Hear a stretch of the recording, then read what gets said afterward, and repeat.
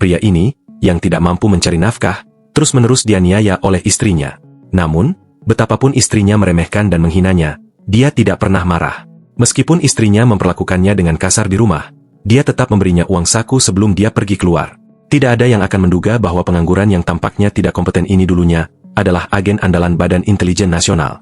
Namanya Jun, agen terbaik dari IS Korea Selatan. Seperti kilat di kegelapan, dia melenyapkan musuh dengan cepat dan tepat. Dia ditakuti oleh para penjahat dan diidolakan oleh rekan-rekannya. Tetapi sosok yang tampak seperti dewa ini diam-diam menyimpan mimpi untuk menjadi seorang seniman buku komik.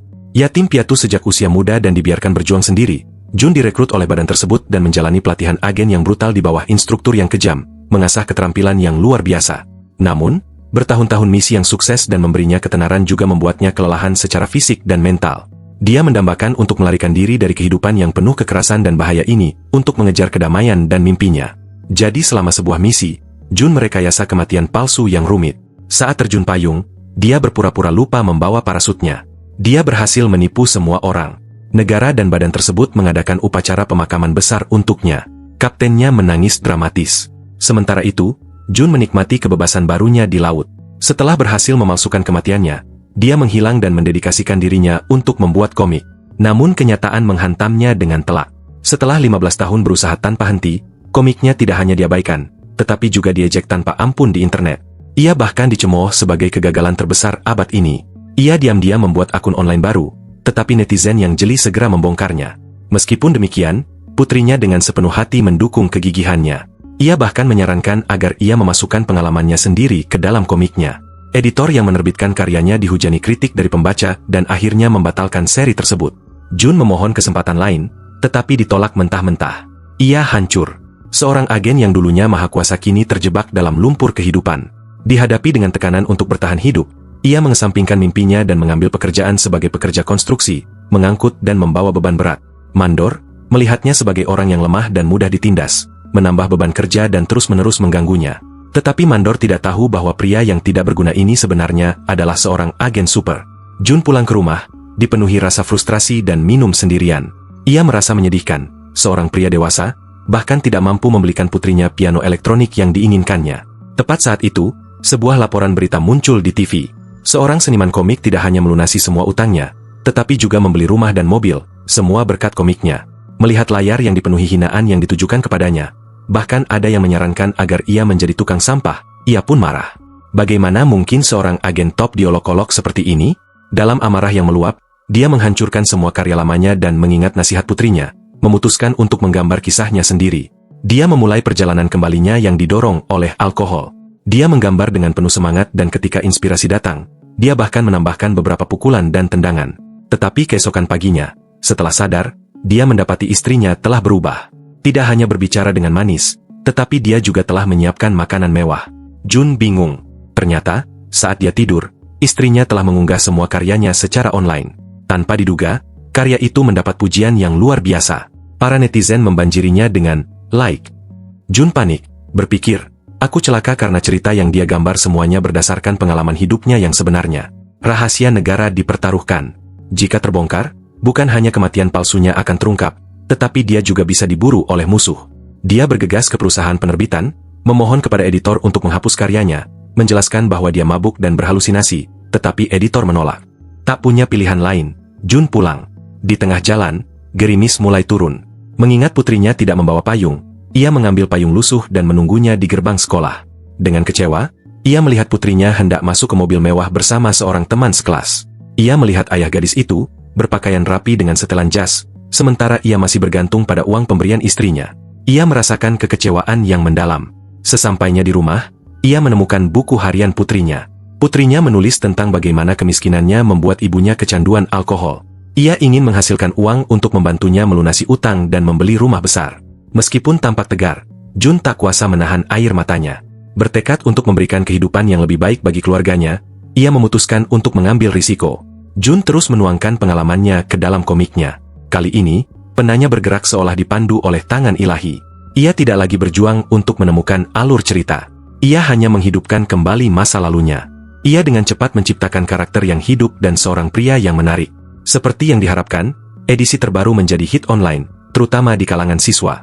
Putrinya sangat bangga. Bahkan mandor yang dulu sering mengganggunya menjadi penggemar setia. Editor yang dulu mencemoohnya kini memandangnya dengan rasa hormat yang baru. Keuangan mereka membaik, dan putrinya akhirnya mendapatkan keyboard elektronik yang selalu diimpikannya. Namun, popularitas komik tersebut akhirnya menarik perhatian Nis. Cerita Jun tidak hanya sangat mirip dengan kasus nyata, tetapi juga menggunakan nama asli banyak agen. Bukankah ini bukti yang jelas bahwa Jun telah memalsukan kematiannya dan menggunakan komiknya untuk menjual rahasia negara? Direktur segera memerintahkan penangkapan Jun. Sementara itu, di lokasi konstruksi, mandor memarahi Jun karena pekerjaannya yang lambat dan kemalasannya. Saat ia sedang mengomel, sekelompok agen tiba-tiba muncul. Sebagai agen top, ia langsung mengenali niat jahat mereka. Ia berlari ke kamar mandi. Menyadari penyamarannya telah terbongkar, ia menghentikan sandiwara itu. Meskipun bertahun-tahun telah berlalu, keahliannya tidak terlihat. Ia dengan cepat melumpuhkan para agen tersebut. Mandor, yang menyaksikan dengan ketakutan, mengompol. Ia tidak pernah membayangkan bahwa pria yang tampaknya lembut ini bisa begitu brutal. Jun tak kuasa menahan diri untuk menggoda mandor yang ketakutan itu. Menyadari identitasnya telah terungkap, Jun bergegas pulang, mengemasi tasnya, dan menelepon istrinya, mengakui masa lalunya sebagai agen dan mendesaknya untuk melarikan diri bersamanya. Tetapi istrinya mengira dia hanya mengoceh karena mabuk dan menutup telepon. Jun tahu dia tidak bisa menjelaskan semuanya melalui telepon. Jadi dia dengan panik mencari simpanan uang rahasianya, merencanakan untuk melarikan diri. Tepat saat itu, sebuah bom asap meledak. Dengan cepat, Jun menggunakan tong sampah tertutup sebagai masker gas darurat. Beberapa petugas pasukan khusus menerobos masuk melalui jendela. Orang-orang ini jelas lebih profesional. Setelah pertempuran singkat, dengan mudah melumpuhkan 2 orang. Tetapi yang terakhir terbukti menjadi lawan yang tangguh. Sang sutradara, dengan cara curang, melancarkan serangan mendadak dari belakang. Bersamaan dengan itu, Simon, penjahat yang pernah ditangkap Jun, menggunakan informasi dari komik untuk menemukan penerbitnya. Dia melukai rekan Jun dan menuntut alamat rumah Jun. Ternyata Jun, karena kemalasan sesaat, telah menggambar wajah penjahat itu langsung ke dalam komiknya. Sementara itu, di markas besar Nis, Jun dengan panik menjelaskan bahwa komik itu adalah kecelakaan dan dia tidak mengkhianati siapapun. Namun sang direktur tidak yakin. Dia bersikeras bahwa Jun, yang tidak tahan menanggung rasa malu karena menjadi parasit, telah bersekongkol dengan para penjahat, menjual rahasia negara demi kekayaan. Sang kapten, yang marah dan terluka, merasa dikhianati bukan hanya oleh kematian palsu itu, tetapi terlebih lagi oleh rahasia yang bocor. Dia menghadapi Jun, menuntut untuk mengetahui mengapa dia telah ditipu, terutama setelah diperlakukan seperti anaknya sendiri. Keduanya berdebat sengit, tidak ada yang mau mengalah. Hanya Chul yang percaya pada ketidakbersalahan Jun, diam-diam menyelipkan telepon kepadanya. Jun segera menelepon istrinya. Istrinya, Mina, telah ditangkap oleh Simon. Simon menuntut agar Jun membawa kapten kepadanya dalam waktu 20 menit, mengancam akan memotong salah satu jari Mina setiap 5 menit. Kebencian Simon berasal dari sebuah insiden 15 tahun sebelumnya. Jun telah menangkapnya, tetapi Simon berhasil melarikan diri. Kemudian, mereka menangkap saudara laki-laki Simon, Sang-o. Selama interogasi, terjadi kecelakaan. Sang-o tersengat listrik.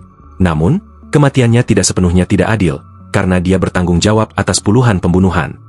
Jun, memanfaatkan kesempatan itu, dengan cepat melumpuhkan kapten, lalu menggunakan pena untuk membuka borgol dan belenggunya. Saat bala bantuan tiba, dia menyandera kapten dan melarikan diri.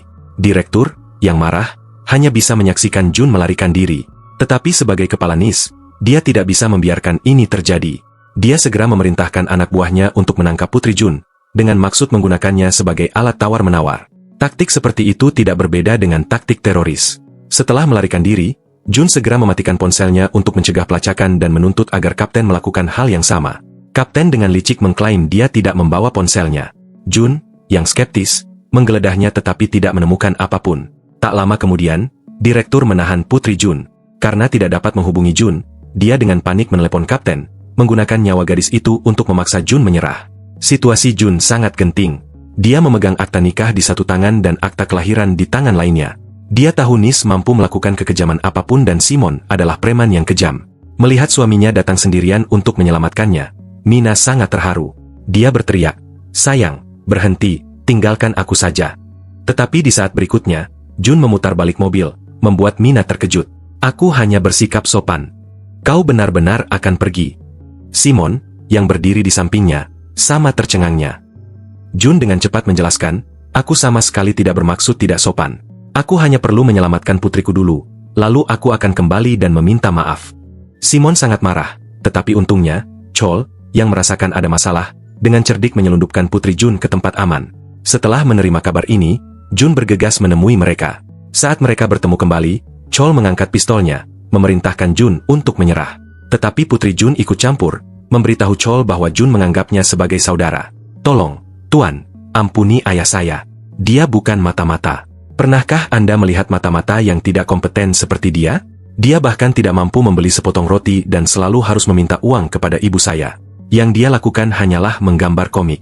Dia dimarahi di tempat kerja dan dilecehkan oleh ibu saya di rumah. Kumohon, lepaskan dia." Jun mendesaknya untuk berhenti, menyadari bahwa dia malah membongkar semua rahasia memalukan Chol daripada memohon pembebasannya. Untungnya, kesalahpahaman itu terselesaikan. Ketiganya memutuskan untuk bergabung dan menyelamatkan Mina. "Lepaskan aku." Jun membawa mereka ke rumah persembunyian lama Chol. Kapten itu menatap tak percaya ke ruangan yang penuh dengan senjata. Sepertinya dia sudah siap. Setelah memilih senjata mereka bersiap untuk beraksi. Tepat ketika mereka hendak pergi, sutradara dan anak buahnya tiba. Jun, melihat ini, berbalik dan meninju Chol, menjatuhkannya ke tanah. Dia ingin merekayasa adegan untuk melindungi karir Chol. "Ini hanya akting. Apakah kau harus memukul sekeras itu?" Setelah membuat Chol pingsan, Jun dan kapten itu sampai di tempat persembunyian Simon. "Bawa istrimu kembali. Dia minum lebih banyak daripada anak buahku." Mina yang mabuk terhuyung-huyung keluar. Saat Jun bergerak ke arahnya, preman Simon menyerangnya. Melihat suaminya dipukuli, Mina langsung bertindak, menjatuhkan para preman satu persatu. Siapapun yang melihat pasti akan mengira dia adalah agen rahasia. Tetapi itu semua hanya imajinasi Mina yang mabuk. Setelah melihat Jun memutar balik mobil, dia menganggap Jun pengecut.